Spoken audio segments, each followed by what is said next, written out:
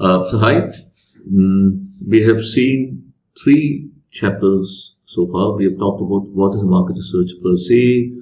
We have talked about the market research process. We have talked about the industry structure, kinds of remarks, some of the names of the big companies, so on and so forth, right?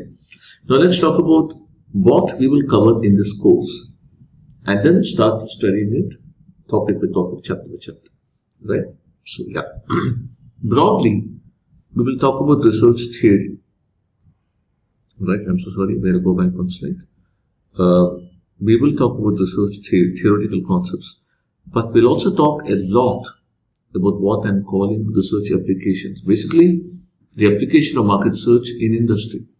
So the tone of this course is not like a theoretical quantitative paper, but it is like an industry application paper, right? So the theory will be covered adequately, but the thrust will be slightly more on industry applications, right? So under each of this, let's look at what we're going to be talking about.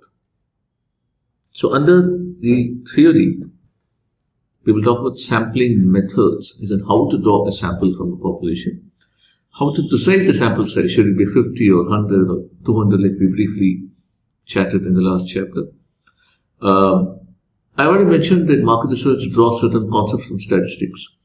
Those concepts are relevant when it comes to sampling and also when it comes to data analysis, right? So we'll talk about what those concepts are. We're not going to cover statistics completely, just the relevant concepts that we take from statistics. We'll of course talk quite a bit about questionnaire design because it's a crucial part of market research, crucial part of survey research especially. Qualitative research is a field by itself, right? We will talk about basic data analysis and we will see how SPSS can help here. And we'll talk about data analysis which involves significance testing like t-test and z-test and ANOVA and so forth. And the applications. And this is a more interesting portion of it to a marketing professional. How do we assess the health of a brand? Please note I'm not saying measure, we're saying assess. And when we come to the chapter, you'll understand why I'm saying assess. How do we assess customer satisfaction? How do we find out whether new product concept or service concept will do well in the market? So concept research, product testing, advertising pre-testing, retail audit and consumer panel, and audience research. Right? So these are the major applications of market research. The thing I want to stress is that it is not just about our research company or about one college or about our country.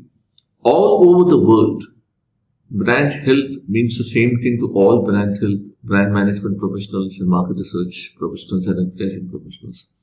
All over the world, customer satisfaction study means the same thing to brand management professionals and research professionals and advertising professionals and so forth. So we're going to learn those common global concepts, right, in these things. So what you learn in these chapters, this conceptual application will be there all over the world. Methodology may vary. In a very advanced economy, everything may be done online. In an economy like ours, we may still do a certain amount of paper and pencil work, but the concepts are the same everywhere. So keep that in mind, right? Now, these are just terms for you at the moment: brand health, customer satisfaction, etc., etc. But if you remember, we also said that every market research study begins with one key question, right? So each of these studies also answers one key question. And let's see what the key question is for each of them, right? So brand health. What is our brand's equity compared to the competition? So there is a concept called brand equity. I'm using the word brand health. Some people call it brand standing. Broadly, they also mean the same. What is the brand equity for our brand compared to the other brands which are competing with our brand?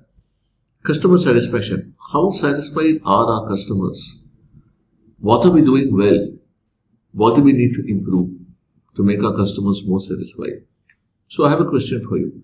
Why does customer satisfaction matter? Customer has bought a refrigerator or TV or whatever. How does it matter to us if we're satisfied or not?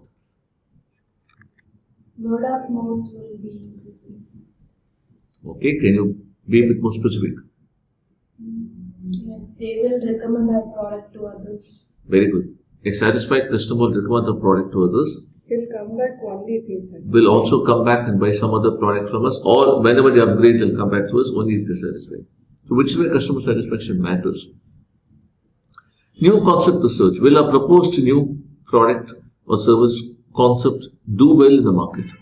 Do well in the market means create a profitable stream of business. See, doing well in the market doesn't mean 100 people buying it, 1,000 people buying it. Will it do well enough to create a profitable stream of business? That is the deciding criteria.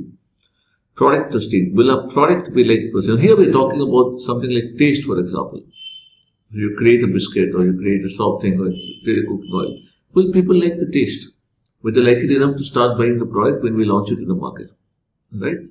Advertising pre-testing. You shoot a TV commercial and before you put it on media, before you put it on the channels, you want to find out if the commercial will do a good enough job of convincing consumers, the correct marketing word is of persuading consumers that our brand is a good brand.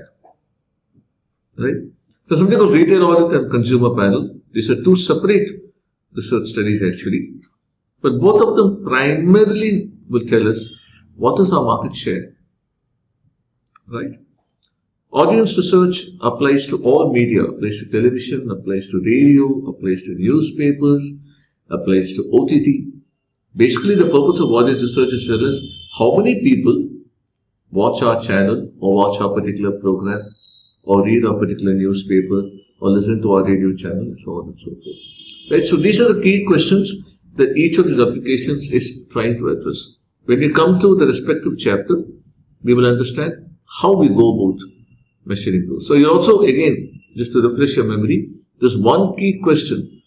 We will expand into a set of relevant questions. And then we will see how we're going to address those questions. But when we come to the chapter, that is quite a bit down the line. Before that, we have to cover some of the theory concepts. Right? Any questions? Okay, so this is a short chapter and we can close it here.